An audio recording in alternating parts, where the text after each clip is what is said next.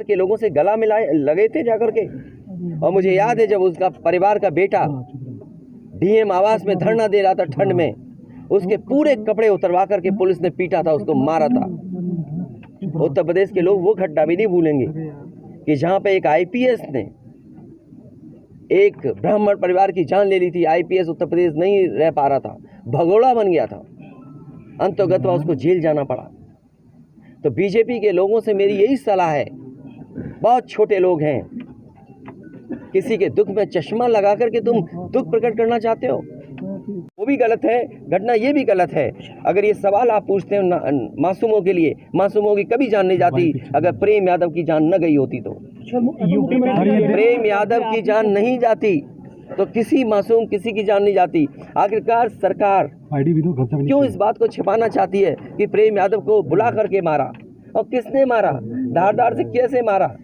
और यही नहीं, आप बताइए सुल्तानपुर में क्या एक ब्राह्मण डॉक्टर को ड्रिल से नहीं मार दिया? ड्रिल से क्या ड्रिल से नहीं मारा? क्या उनके परिवार के बच्चों को आपने गले लगाया? क्या उनके परिवार के सदस्य अस्पताल मिलने गए? क्या आपने सोशल मीडिया के लिए वो तस्वीरें खिंचवाई कि उनसे गले मिलते हुए तस्वीर खिंचा लें? मैं जानता हूँ दुख किसी के जाने का, किसी के खोने का। आज हम जरूर इस परिवार के साथ हैं या और लोग हैं, लेकिन जब वो अकेले बैठेंगे, कभी याद आएगी उनके परिवार के सदस्य की, तो उन पर क्या गुजरेगी सोचिए आप। क्या बेटियां उसकी छोटी क्या बोलो।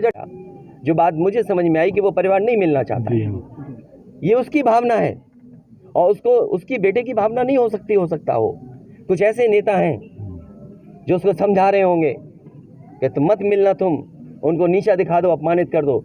सवाल ये नहीं, हम किसी के भी दुख में शामिल होने आए हैं। इसीलिए मैंने कहा, आपने जब बुलडोजर से किसी की माँ और बेटी को जला दिया गया और बुलडोजर चल गया, आप उस परिवार के उस बेटे से मिलने नहीं गए। उस बेटे को इस सरकार ने ठंड में नंगा किया था। अरे हम तो कहते हैं उस बेटे से तुम क्यों नहीं गला मिलते हो जाकर के, क्यों नहीं मिलते जाके सरकार। यूपी में बीजेपी मैं आर्थिक सहायता इस परिवार की भी, और अगर वो परिवार कहेगा तो मैं उस परिवार की भी मदद करूंगा।